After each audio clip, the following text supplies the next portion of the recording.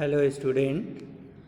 आज के इस वीडियो में हम लोग कक्षा 8 की हिंदी फर्स्ट में चैप्टर 2 सदाचार का तावीज़ के आगे के भाग को पढ़ेंगे। पिछले वीडियो में हम लोगों ने इस कहानी के बारे में जाना। ये हरिशंकर परसाई जी का एक व्यंग है जो उन्होंने कहानी के माध्यम से भ्रष्टाचार पर किया है, भ्रष्टाचार पर व्यंग किया है। इस कहानी के माध्यम से उन्होंने बताया किस प्रकार एक राजा के राज्य में भ्रष्टाचार फैला हुआ था और उस भ्रष्टाचार से परेशान होकर के राजा ने उपाय पूछा दरबारियों से कि हमारे राज्य में चारों तरफ भ्रष्टाचार फैला हुआ है, तो क्या उपाय किया जाए जिससे कि भ्रष्टाचार समाप्त हो जाए। तो इसके लिए विशेषज्ञ आते हैं और विशेषज्ञ उपाय भी सुझाते हैं, लेकिन वह उपाय जो है कारगर नहीं हो पाता है, राज्य में लागू नहीं हो पाता, क्योंकि उसमें दरबारियों के कहने के हिसाब से बहुत परेशानियां थीं। उसको लागू करने में बहुत सारे परिवर्तन करने पड़ते। तो इसके लिए उन्होंने एक साधु को बुलाया जो कि उसको सिद्ध पुरुष बताया, और दरबारियों ने राजा से ये कहा कि ये ताबीज़ जो है सिद्ध किया है इन्होंने, इन महात्मन ने, और यह जब कर्मचारियों के भुजा पर बांध दी जाएगी तो हमारे राज्य से भ्रष्टाचार जो है वह बिल्कुल समाप्त हो जाएगा। तो आइए हम इसके आगे के भाग को पढ़ते हैं।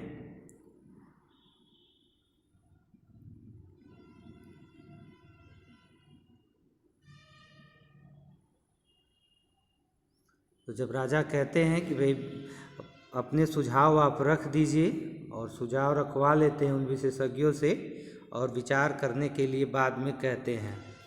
उसके बाद देखें आगे, इसमें विशेषज्ञ चले गए, राजा दरबारियों के साथ मिलकर भ्रष्टाचार मिटाने की योजना को पढ़ा, उस पर विचार किया। विचार करते दिन बीतने लगे और राजा का स्वास्थ्य बिगड़ने लगा। एक दिन एक दरबारी ने कहा, महाराज, चिंता के कारण आपका स्वास्थ्य बिगड़ता जा रहा है। उन विशेषज्ञों ने आपको झंझट में डाल दिया। राजा ने कहा, पर क्या करें? पर करें क्या? राजा ने कहा, पर करें क्या? तुम लोगों ने भी भ्रष्टाचार मिटाने की योजना का अध्ययन किया, तुम्हारा क्या मत है? क्या उसे काम में लाना चाहिए?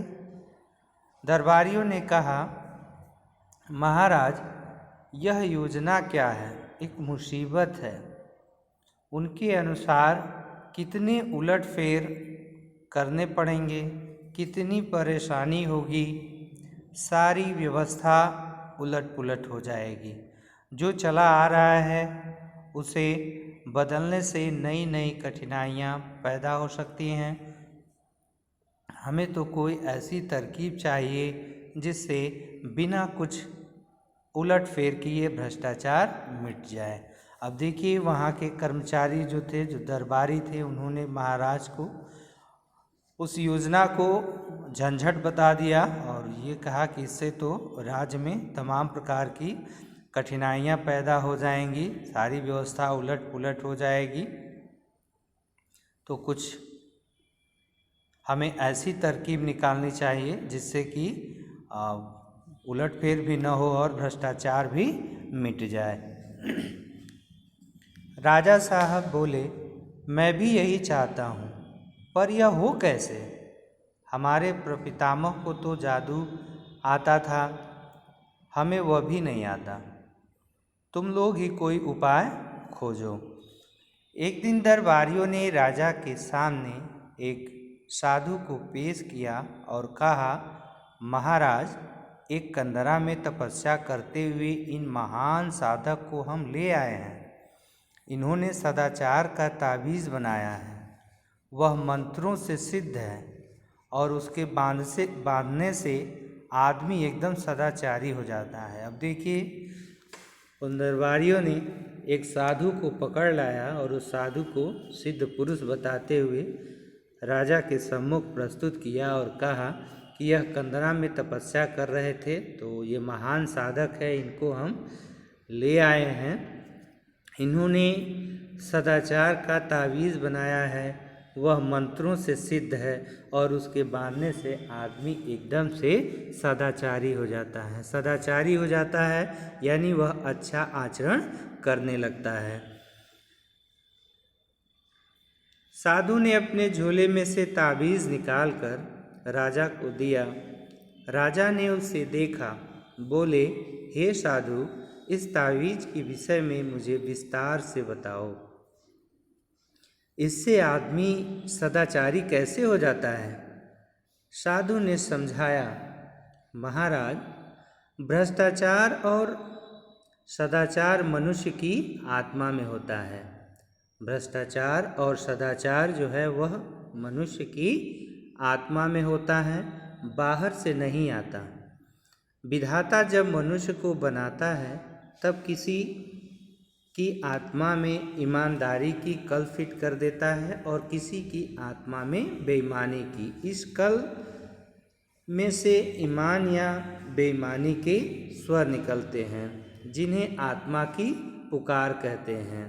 देखिए, इसने क्या बताया, कहा कि मनुष्य की आत्मा में ये होते हैं, बेईमानी और सदाचारी जो है यह बाहर से नहीं आता। विधाता जब मनुष्य को बनाता है तो इनकी आत्मा में, इनके शरीर में एक कल फिट कर देता है।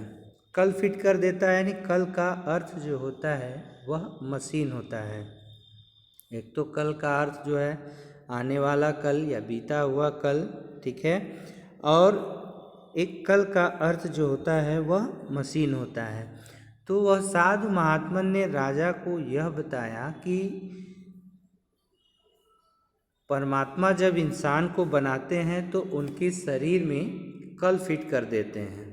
किसी की आत्मा में ईमानदारी की कल फिट कर देते हैं और किसी की आत्मा में बेईमानी की कल फिट कर देते हैं।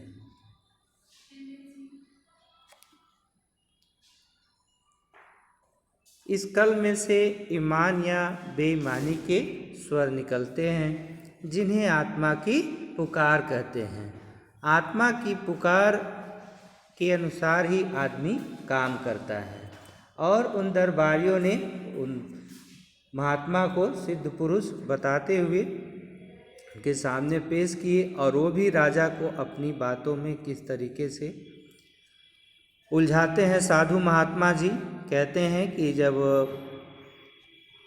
ईश्वर इंसान को बनाते हैं तो उसमें एक कल फिट कर देते हैं। तो जिस आदमी के शरीर में ईमानदारी की कल फिट कर देते हैं उसके शरीर से ईमानदारी के स्वर निकलते हैं, और जिसके शरीर में बेईमानी की कल फिट कर देते हैं उसके शरीर से बेईमानी की आवाज़ निकलती है, और उन्हें ही हम आत्मा की पुकार कहते हैं।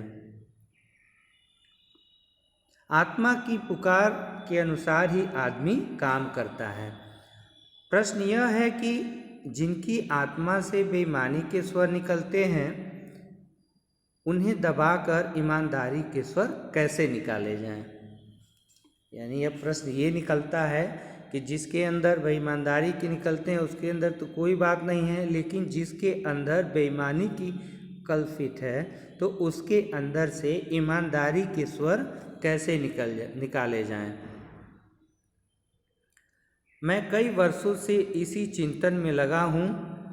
अभी मैंने यह सदाचार का ताबीज़ बनाया है। जिस आदमी की भुजा पर यह बंधा होगा वह सदाचारी हो जाएगा। मैंने कुत्ते पर भी प्रयोग किया है।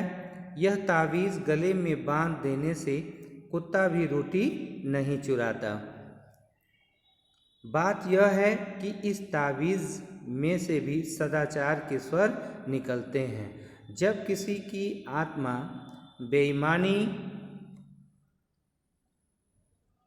बेईमानी के स्वर निकालने लगती है तब इस ताबीज़ की शक्ति आत्मा का गला घोंट देती है और आदमी को तावीज़ के ईमान के स्वर सुनाई पड़ते हैं। वह इन स्वरों को आत्मा की पुकार समझकर सदाचार की ओर प्रेरित होता है। यही इस तावीज़ का गुण है महाराज। और इस प्रकार उन्होंने अपनी इस तावीज़ के गुण को सही सिद्ध किया कि कैसे यह तावीज़ काम करता है। दरबार में हलचल मच गई। दरबार में हलचल मच गई कि भाई ये तावीज़ है और इसको बांध देने से कर्मचारी जो है वो सदाचारी हो जाएगा। तो सबके अंदर जो है उत्सुकता जगी और दरबार में हलचल मच गई। चारों तरफ जो है उस तावीज़ के चर्चे होने लगे। दरबारी उठ कर तावीज़ को देखने लगे। राजा ने खुश होकर कहा, मुझे नहीं मालूम था कि मेरे राज्य में ऐसे चमत्कारी साधु भी हैं। महात्मन, हम आपके बहुत आभारी हैं। आपने हमारा संकट हर लिया। हम सर्वव्यापी भ्रष्टाचार से एक कारखाना खोल देते हैं। आप उसके जनरल मैनेजर बन जाएं और अपनी देख रेख में बढ़िया तावीज़ बनवाएं। एक मंत्री ने कहा, महाराज, राज क्यों इस झंझट में पड़े? मेरा तो निवेदन है कि साधु बाबा को ठेका दे दिया जाए। वे अपनी मंडली से तावीज़ बनवा कर राज्य को सप्लाई कर देंगे। अब देखिए, भी एक मंत्री ने कहा कि भाई राज्य क्यों इस झंझट में पड़े, क्यों न इसका ठेका दे दिया जाए। और फिर बात वहीं आ गई जिसको विशेषज्ञों ने मना किया था कि घूस लेने की जगह को समाप्त कर दिया जाए। जब ठेका ही नहीं रहेगा तो ठेकेदार नहीं होंगे तो इंजीनियरों के पास, अधिकारियों के पास पैसे नहीं पहुंचेंगे, इसलिए घूस की जगह ही समाप्त कर दिया जाए। लेकिन देखिए, घूम फिर के फिर दरबारी जो है राजा को वहीं पर ले गए। यानी इसमें व्यंग है कि भ्रष्टाचार समाप्त नहीं हो सकता, क्योंकि राज्य के लोग ही भ्रष्टाचारी हैं। जिसको जहां मौका मिला वहीं वह भ्रष्टाचार फैलाया और अधिकतर ये घूस के रूप में ही विद्यमान है। तो देखिए यहाँ क्या कह रहे हैं मंत्री जी, कह रहे हैं कि मेरा तो निवेदन है कि साधु बाबा को ठेका दे दिया जाए। वे अपनी मंडली से ताबीज़ बनवा कर राज्य को सप्लाई कर देंगे। राजा को यह सुझाव पसंद आया। साधु को ताबीज़ बनाने का ठेका दे दिया गया। उसी समय 5 करोड़ रुपए कारखाना खोलने के लिए पेशगी मिल गई। अब पेशगी देखिए, पेशगी का अर्थ होता है नियत तिथि के पहले जो है, नियत तिथि के पहले दिया गया जो वेतन होता है उसको हम पेशगी कहते हैं। जैसे किसी कार्य को पूर्ण होने से पहले ही उसकी आधी रकम उसको मिल जाए, उस कार्य के एवज में जो मिलनी है, तो उसको हम पेशगी कहते हैं। नियत तिथि के पहले दिए गए धन को, पैसे को। तो 5 करोड़ रुपए मिल गए।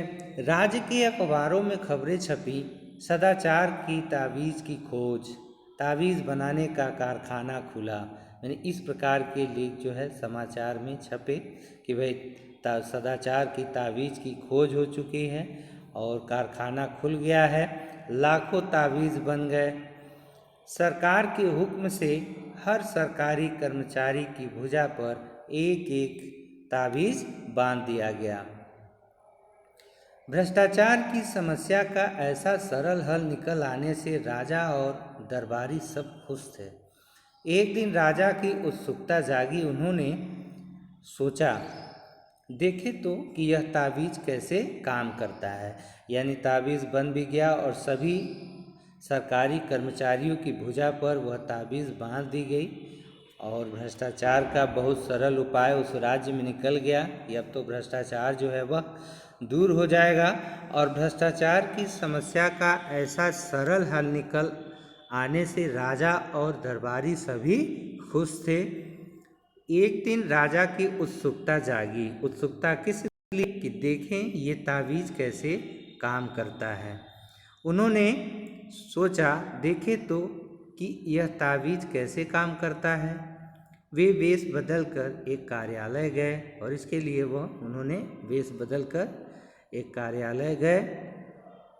उस दिन 2 तारीख थी, ध्यान देंगे, उस दिन 2 तारीख थी। एक दिन पहले ही तनख्वाह मिली थी। वे एक कर्मचारी के पास गए और कई काम बताकर उसे 5 रुपये का नोट देने लगे। कर्मचारी ने उन्हें डांटा, भाग जाओ यहाँ से, घूस लेना पाप है। राजा बहुत खुश हुए। तावीज़ ने कर्मचारी को ईमानदार बना दिया। अब देखिए, वो पहुँचे, लेकिन वह 2 तारीख को गए और 1 तारीख को ही तनख्वाह मिली थी, यानी एक दिन पहले ही कर्मचारी को तनख्वाह मिली थी। तो उस कर्मचारी ने घूस लेने से इनकार कर दिया, मना कर दिया, और इस पर जो है राजा जो है बड़ा प्रसन्न हुए कि बड़ा बढ़िया है, ये तो काम कर रहा है तावीज़। राजा बहुत खुश हुए। तावीज़ ने कर्मचारी को ईमानदार बना दिया। पर कुछ दिन बाद फिर वह भेष बदल कर उसी कर्मचारी के पास गए।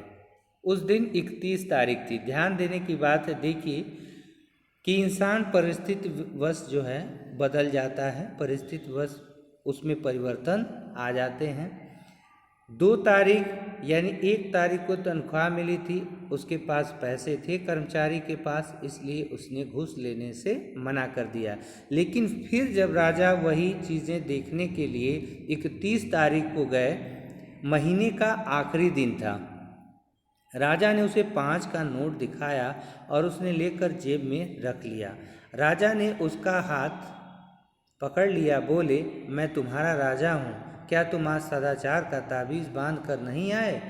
बांधा है सरकार, यह देखिए। उसने आस्तीन चढ़ाकर ताबीज़ दिखा दिया। राजा असमंजस में पड़ गया, फिर ऐसा कैसे हो गया? उन्होंने ताबीज़ पर कान लगाकर सुना। ताबीज़ में स्वर निकल रहे थे, अरे आज 31 है, आज तो ले ले। ये कहने का आशय है, देखिए इसमें भी व्यंग है कि कर्मचारी भी अपनी परिस्थिति बस बदल जाते हैं। परिस्थिति बस इंसान बदल जाता है अपनी आवश्यकताओं के प्रति। 31 तारीख महीने के आखिरी दिन, उसके पास पैसे नहीं थे, सो उसने घूस ले लिया परिस्थितिवश। तो यह भी देखने योग्य है कि कर्मचारी की स्थिति क्या है। तो व्यक्ति परिस्थितिवश भी जो है घूस लेता है। तो इस प्रकार इस कहानी में हरशंकर परसाई जी ने समाज में व्याप्त भ्रष्टाचार पर व्यंग किया। तो चैप्टर आपका यहीं समाप्त होता है। अगले वीडियो में हम लोग इसके प्रश्न अभ्यास को देखेंगे। तो आज के लिए स्टूडेंट इतना ही। Take care, bye bye.